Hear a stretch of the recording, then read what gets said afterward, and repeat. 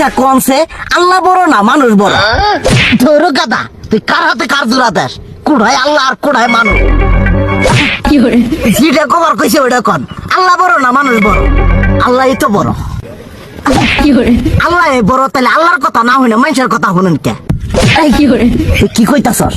কি আর আল্লাহর কথা মানে না মানুষের কথা মানে? হ্যাঁ, কি আর মানুষের কথা শুনেন তাই না? আমনে যে ওইদিনকে ডায়াবেটিসের রোগ নিয়ে যে হাসপাতালে গেলেন, ডাক্তার আপনার কত কিছু খাবার না করলো, সব কিছু না খাই এখন চলতেছেন।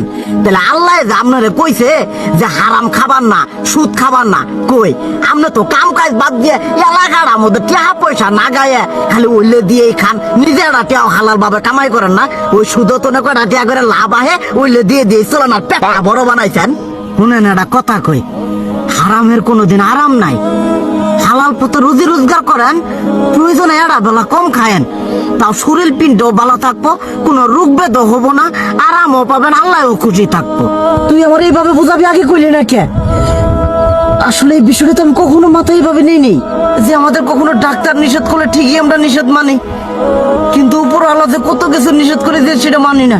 আর এই যে হারাম পথে টিয়া পয়সা কামাই করতেছেন, শরীরের মধ্যে দুনিয়া রোগ বেত হয়েছে, দেখা যাইতেছে যা টিয়া হারাম পথে কামাই করতেছেন তার তো বেশি টিয়া মনে করেন জ্বলে যাইতেছে গা বেশি।